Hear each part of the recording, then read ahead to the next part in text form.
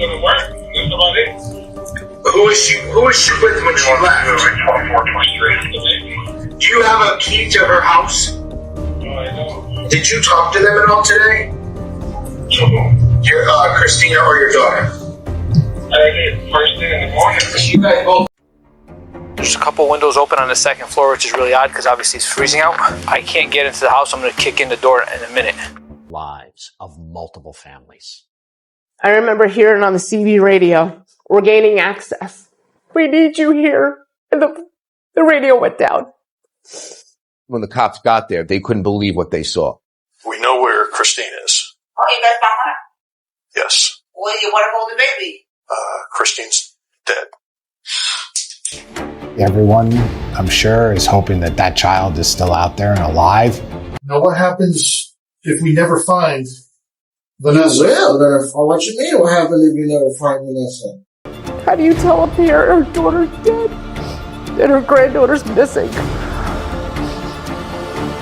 No one should have to do that. Because he was at work and he said, my mom called.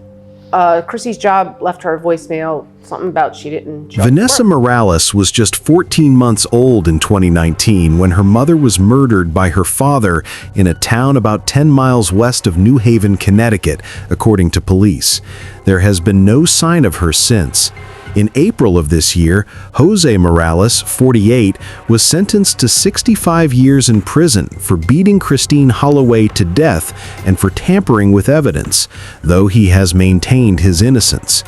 At his trial, the 48-year-old claimed that on the night of the murder, he and his daughter were with Holloway in her apartment when two intruders broke in, beat Holloway with a crowbar, assaulted him, and kidnapped Vanessa, CBS News reported. Morales, who said he was high on PCP at the time of Holloway's murder and his daughter's alleged kidnapping, admitted to the jury that he tried to clean the apartment after the killing, dumping some of Holloway's blood-stained evidence in nearby donation bins. While he is considered a suspect in his daughter's disappearance, he has never been charged. During his sentencing hearing earlier this month, Anna Radonsky, Holloway's aunt, called him an unforgivable and disgusting monster for what he was convicted of doing to her niece, the outlet reported. "Where is Vanessa?" she added. "How can someone be so cruel?"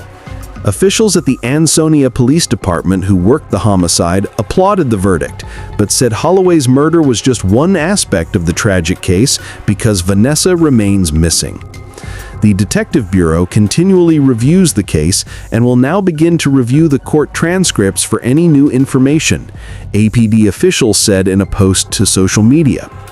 A Connecticut jury on Tuesday convicted a man of murder and evidence tampering in the 2019 killing of his girlfriend, while the disappearance of their young daughter remains a mystery. Jose Morales, 48, of New Haven, faces 25 to 65 years in prison when he is sentenced on July 8th for the beating death of Christine Holloway inside her home in Ansonia, about 10 miles west of New Haven. Morales testified at the trial in Milford that he did not kill Holloway. He said he, Holloway, and their daughter, Vanessa, who was 14 months old at the time, were in Holloway's apartment when two intruders broke in, beat Holloway with a crowbar, assaulted him, and kidnapped Vanessa, CBS News reported. Morales, who said he was high on PCP at the time of Holloway's murder and his daughter's alleged kidnapping, admitted to the jury that he tried to clean the apartment after the killing, dumping some of Holloway's blood-stained evidence in nearby donation bins. Prosecutors argued that Morales' story about how Holloway was killed did not match the evidence, WFSB reported. During closing arguments on Monday, Supervisory Assistant State Attorney Howard Stein said the evidence showed that Morales repeatedly struck Holloway in the head with an object and tried to cover it up by cleaning up the crime scene. Morales had admitted on the stand that he attempted to clean the apartment after Holloway was killed and had also put some of the blood-soaked evidence in a donation bin, according to WFSB. Why would you believe that home invaders that committed murder and kidnapped a child would leave behind a living witness? How does that make sense? Stein asked in his closing argument. Morales' lawyer, Edward Gavin, in his closing argument, asked the jury who calls 911 before committing a homicide. No one. The question was referring to the call Morales made before he allegedly killed Holloway. Then Gavin replayed the call for the jury. And don't forget, that's Christine Holloway's voice in the background on the call. Christine was there, Gavin said. Gavin declined to comment after the verdict.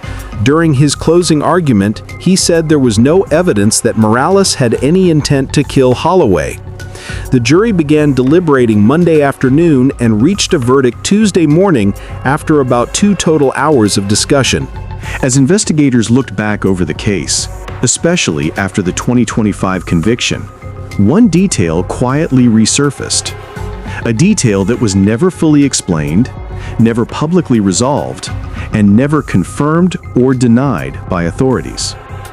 A neighbor reported seeing a car idling outside Christine Holloway's home the night before the murder. A car that did not belong to Christine. A car that did not belong to Jose. A car whose driver was never identified. The report existed in the case notes. But here's the twist.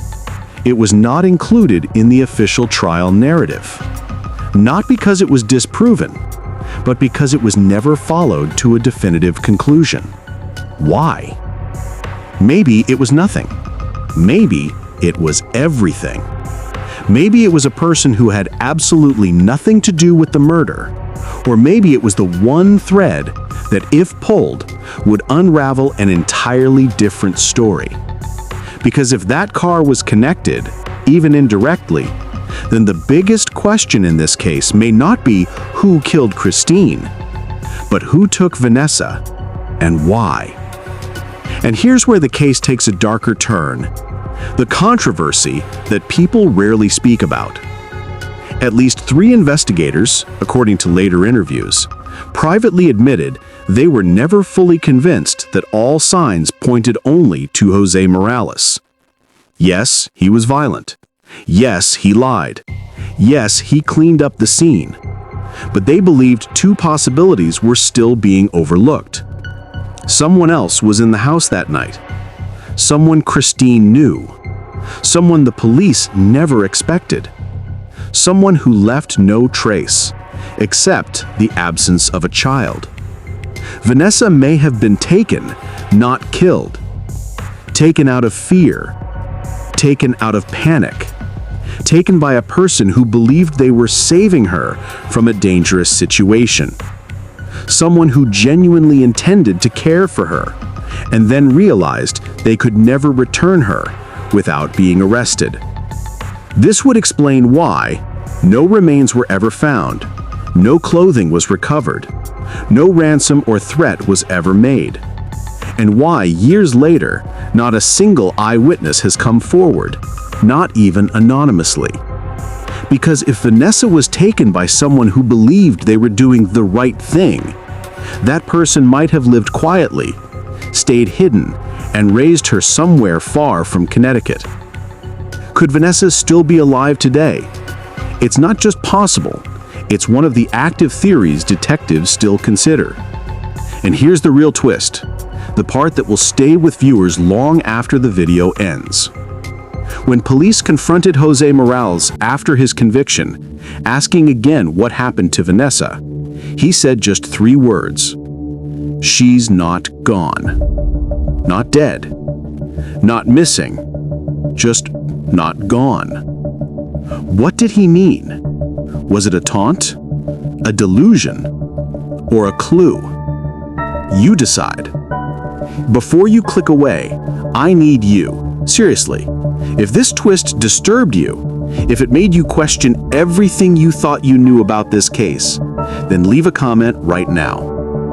Do you think someone else took Vanessa?